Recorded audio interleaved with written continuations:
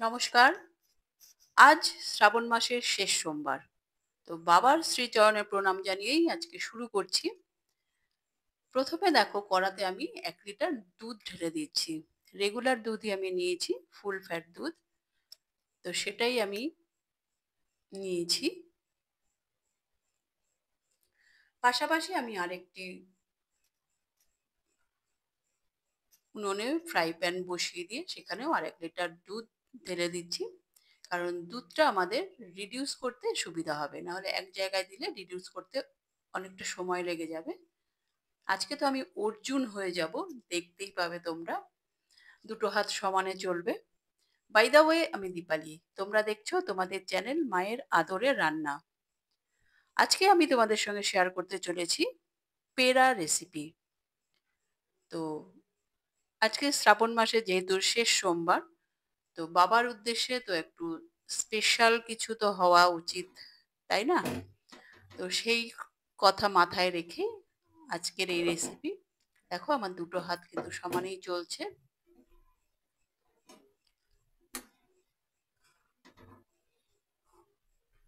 আমাদের কিন্তু দুধটাকে কন্টিনিউ নাড়তে থাকতে হবে, না হলে তলা ধরে যেতে পারে। এবং পেড়া বানানোর যে ট্রিক এটাই, যে সব সময় মানে খুন্তি চালাতেই হবে আর কি, যেন তলা না ধরে যায় বা কড়ার গায়ে মাখনটা যেন জমে না যায়। মাখনটা জমে গেলেই সেটাকে এভাবে খুন্তির সাহায্যে আমাদের মিশিয়ে দিতে হবে দুধের সঙ্গে এবং কন্টিনিউ নাড়তে থাকতে হবে। এই রেসিপিতে খুব বেশি ঝামেলা নেই, খুব বেশি ইনগ্রিডিয়েন্টস নেই, মাত্র দুটো উপকরণ দিয়ে আমরা বানিয়ে ফেলতে পারবো পেড়া। শুধু কন্টিনিউ তোমাদের খুন্তি চালিয়ে যেতে হবে, সেটাকে স্টপ করলে চলবে না। এবং কড়ার গায়ে যে মাখনটা থাকবে সেটাকে দুধের সঙ্গে মিশিয়ে দিতে থাকতে হবে।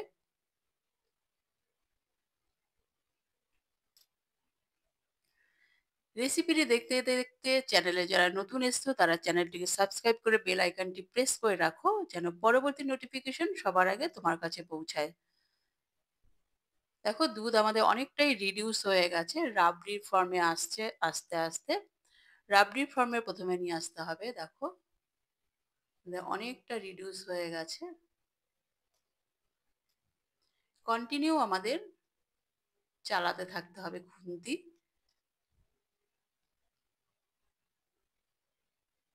এবং কড়ার গায়ে যে মাখন লেগে যাচ্ছে সেটাকে দুধের সঙ্গে মিশিয়ে দিতে হবে, তবেই পেড়াটা খুব ভালো তৈরি হবে।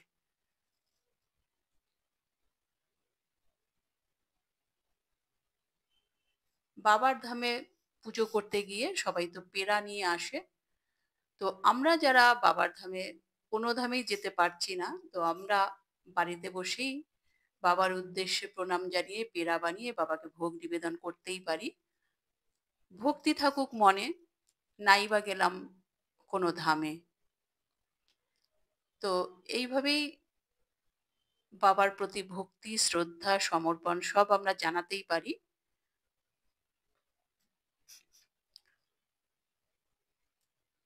আমাদের দুধটা অনেকটাই রিডিউস হয়ে গেছে, দেখতেই পাচ্ছ তোমরা।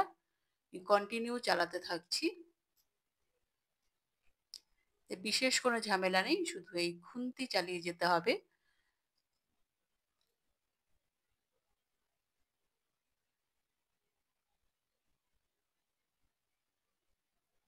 সমানেই দুটো হাত চলছে, দেখতে পাচ্ছ।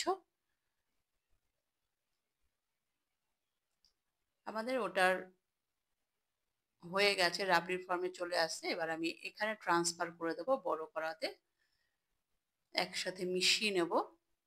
এখানে বলে রাখি, আমি ফ্রাই প্যানের দুধ কিছুটা এখানে মিশিয়ে দিয়েছিলাম, কারণ ফ্রাই প্যান তুলনায় দুধটা অনেকটা বেশি হয়ে গেছিল, উতলে পড়ে যেতে পারতো। সেই জন্য আমি বড় কড়াতে একটুখানি ট্রান্সফার করে দিয়েছিলাম, ওই ধরো 250 ml মতো। এবার আমি ফ্রাই প্যানের রাবড়িটা আমি বড় কড়াতে মিশিয়ে দিচ্ছি সব একসাথে।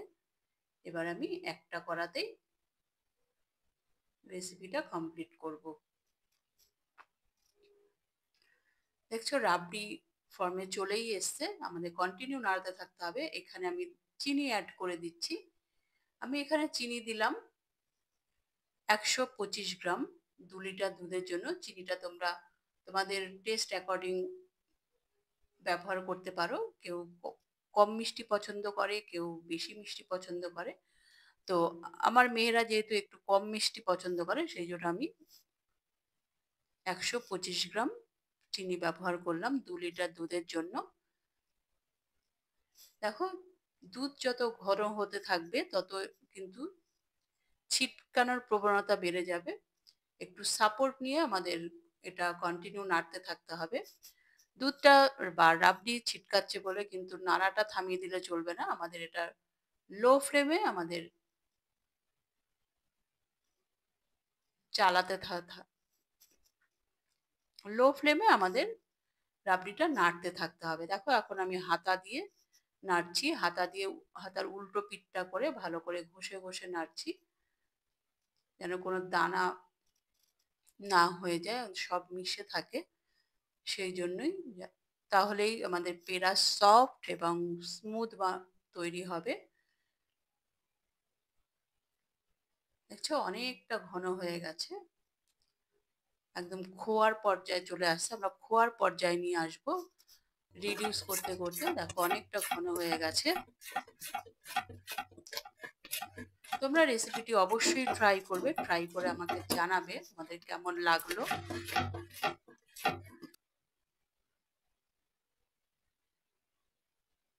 যত ঘন হতে থাকবে তত এক জায়গা হতে থাকবে।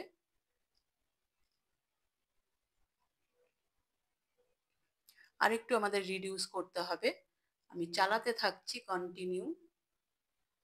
আচ্ছা, এখানে বলে রাখি, আমি কিন্তু 3-4টে এলাচ গুঁড়ো করে আমি দিয়েছিলাম, সেটা কোনো কারণে শুট করা হয়নি।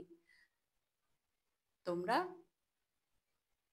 যখন খুন্তি চালাতে থাকবে বা হাতা চালাতে থাকবে, সেই স্টেজে এলাচ গুঁড়োটা দিয়ে দিতে পারো, বা অনেকের নামানোর পরেও দেয়, মিশিয়ে নেয়।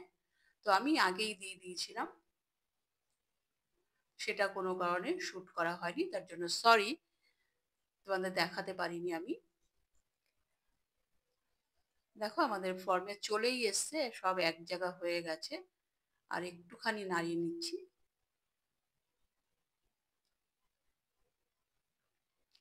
এরকম সব এক জায়গায় চলে আসবে, আমাদের হয়েই গেছে। এবার আমরা গ্যাসের ফ্লেমটা অফ করে অন্য একটা পাত্রে ট্রান্সফার করে দেব।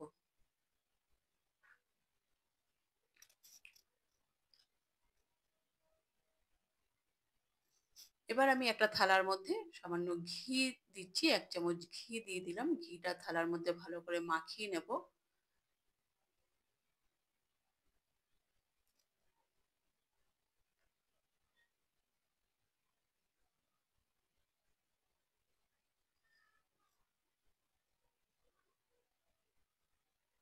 এবার আমি এই থালার মধ্যে সমস্ত খোয়াটা ট্রান্সফার করে দিচ্ছি। ট্রান্সফার করে এবার ছড়িয়ে দিচ্ছি। রুম টেম্পারেচারে নিয়ে আসার জন্য ঠান্ডা করে নেব এটাকে।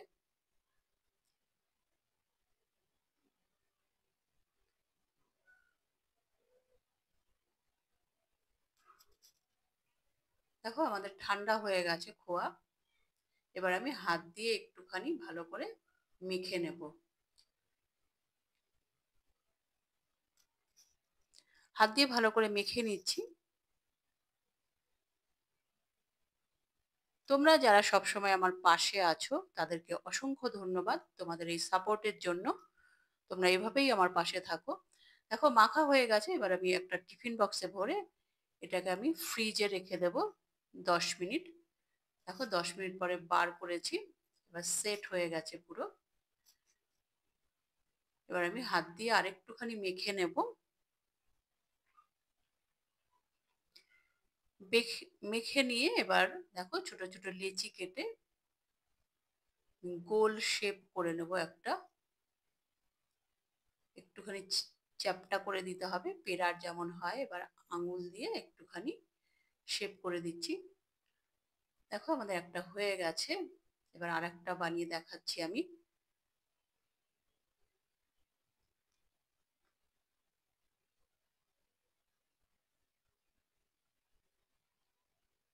দেখো একটাও হয়ে গেছে। এবার আমি সব আস্তে আস্তে করে নিচ্ছি।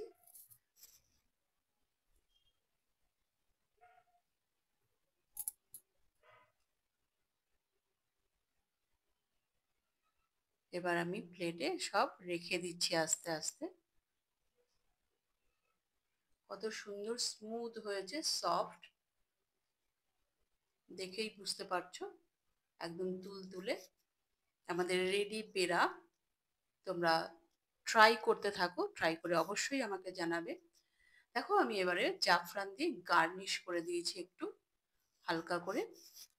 রেসিপিটি কেমন লাগলো কমেন্ট করে অবশ্যই জানাবে। ভালো লাগলে লাইক করে দিও এবং তোমার প্রিয়জনদের সঙ্গে প্রচুর প্রচুর প্রচুর শেয়ার করো। পরবর্তী এপিসোডে দেখা হচ্ছে। নমস্কার।